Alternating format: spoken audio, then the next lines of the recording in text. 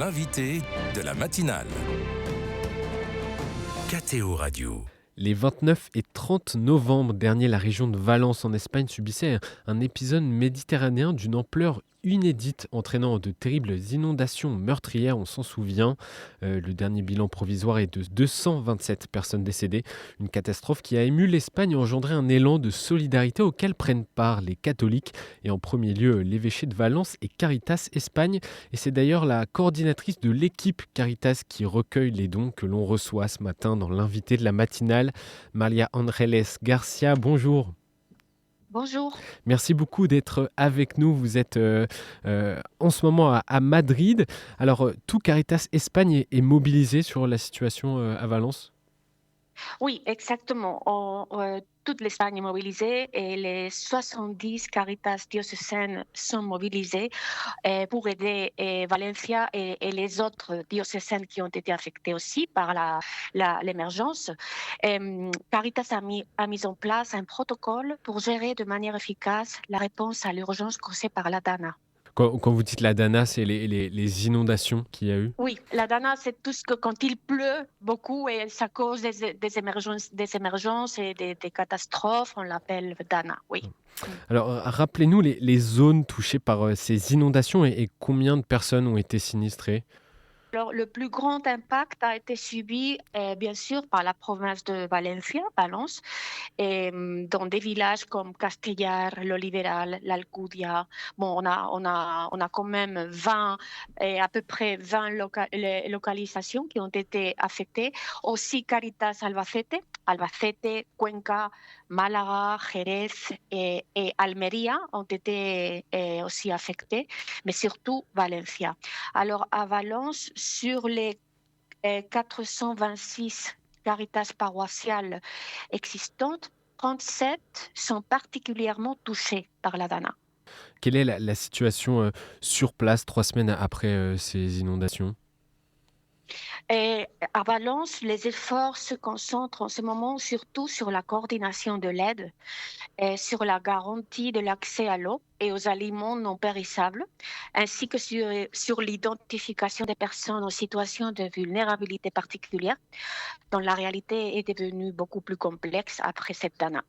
Est-ce qu'il y a beaucoup de paroisses qui ont été touchées, impactées par ces inondations ? Oui, alors il y a 37 paroisses qui ont été particulièrement touchées par la DANA. 37. Et est-ce que vous pouvez un peu nous donner l'ampleur des dégâts pour ces paroisses ? Et alors, il y a plein de paroisses qui sont inondées. Alors, ils n'ont pas la chance de se communiquer avec les gens qui viennent en demandant de l'aide.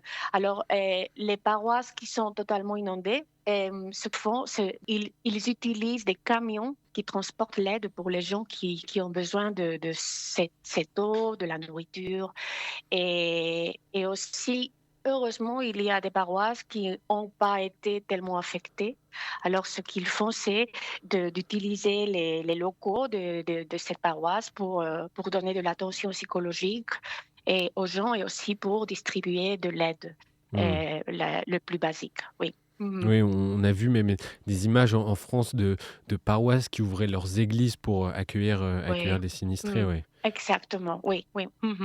Où est-ce qu'on en est également au niveau du nettoyage ? On a en tête également les images très impressionnantes des dégâts. C'est encore l'heure aujourd'hui du nettoyage, tout n'est pas terminé ? Oui, exactement, c'est pas terminé.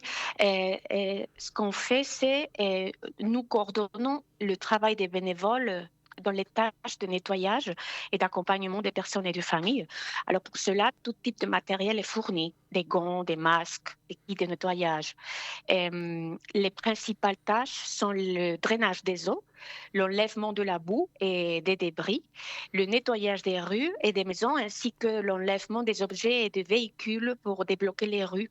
Et aussi, ce qu'on fait, la priorité, c'est de dégager les voies et de rendre les logements habitables grâce aux opérations de nettoyage. Pour permettre aux personnes peut-être de pouvoir rentrer chez eux. Ouais. Et Caritas porte une attention particulière aux personnes précaires, on le sait. Quelles sont les conséquences également de cette catastrophe pour les personnes et les plus pauvres de la région de Valence? Alors, le problème avec, ces gens qui se trouvent en situation de vulnérabilité particulière ou d'exclusion sociale, c'est qu'ils ont tout perdu. Avant, sa situation était très compliquée, très complexe, mais maintenant, on doit vraiment être à côté d'elles, pour reconstruire, ses niveaux de vie. Beaucoup de personnes, hein, de toute manière, ont perdu, une partie de leurs biens. Combien avez-vous reçu, de dons à Caritas Espagne pour, la région de Valence? Est-ce que vous avez un ordre d'idée? De temps économique, vous voulez dire? Oui, de dons économiques et même des Oui, dons, heu alimentaires ou Oui, alors actuellement, nous travaillons à rassembler le montant total des fonds reçus à travers le pays et pas seulement en Espagne. On a reçu des donations de toutes parties du oui. monde grâce à l'immense solidarité de la société. Mais on n'a pas encore le chiffre global, pardon, parce que Caritas est composé de 70 Caritas diocésaines et c'est très compliqué de centraliser toutes les informations. Mmh. Mais je pense que la semaine prochaine, on aura ces chiffres. Et aussi, Caritas gère les dons en nature des grandes entreprises qui, grâce à leur énorme capacité logistique, peuvent fournir différents biens là où ils sont nécessaires.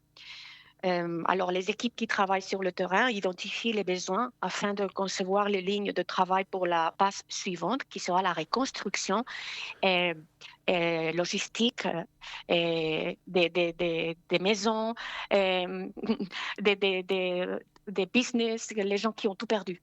Ouais. Vous constatez un vrai élan de solidarité, en Espagne pour la région de Valence? Oui. Euh, on est vraiment ému. Vous vous dites comme ça? Oui, comme ça, ému, oui, Ému. oui. Oui, oui, oui.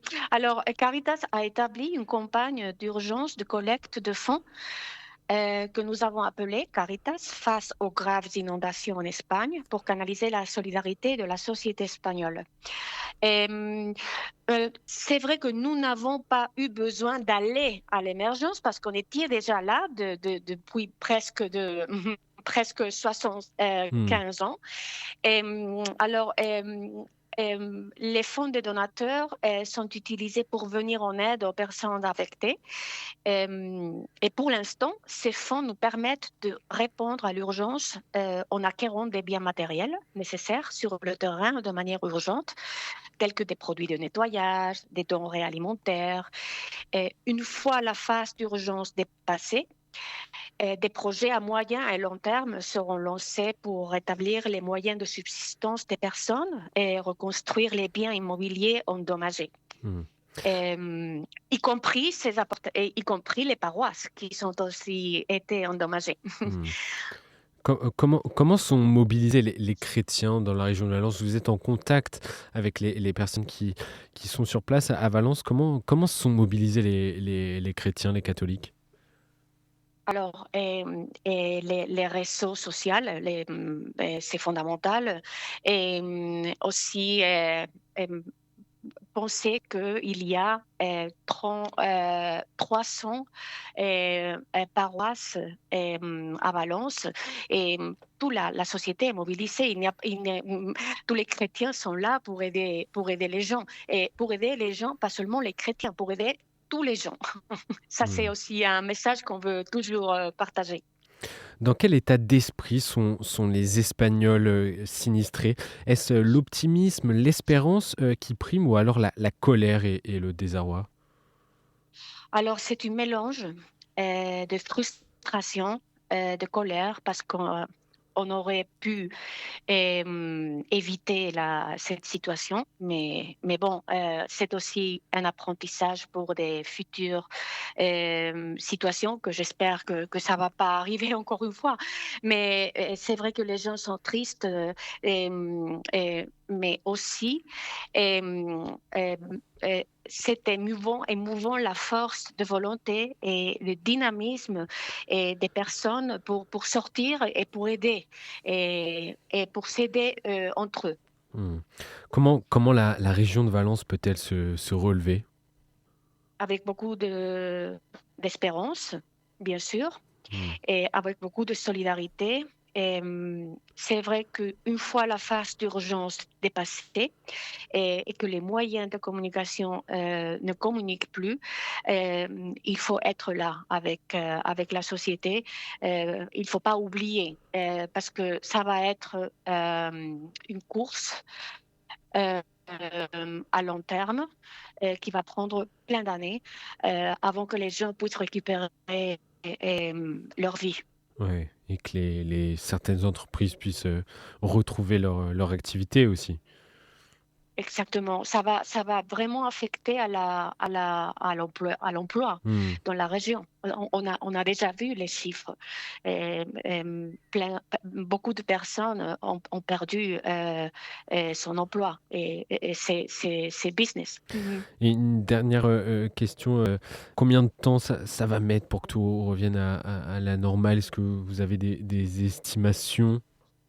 En ce moment, on est dans la phase la plus compliquée, c'est la phase d'urgence. Et j'espère que d'ici 2 mois, on pourra recommencer à rétablir les moyens de subsistance des personnes, reconstruire les maisons. Mais ça va prendre, je ne veux pas être pessimiste, mais ça va prendre beaucoup plus que 5 ans Mmh. à tout. Et même, je pense que je suis optimiste. Merci, Malia Ángeles Garcia d'avoir pris quelques minutes de votre temps pour, nous témoigner de la situation dans la région de Valence, 3 semaines, après les inondations, qui ont touché, cette partie, de la côte espagnole. Je rappelle que vous êtes, notamment en charge de la coordination de l'équipe Caritas qui recueille, les dons, notamment dirigés vers, la région de Valence, et si les auditeurs veulent faire un don, c'est possible? Oh oui, bien sûr. Oui, bien sûr, dans le site web de Caritas, caritas, point ES, il y a toute l'information pour pouvoir faire un don. Mhm. Voilà, c'est passé. Je vous remercie encore, Maria, et bon courage dans votre mission. Merci beaucoup à vous pour cette diffusion. Merci Merci. beaucoup.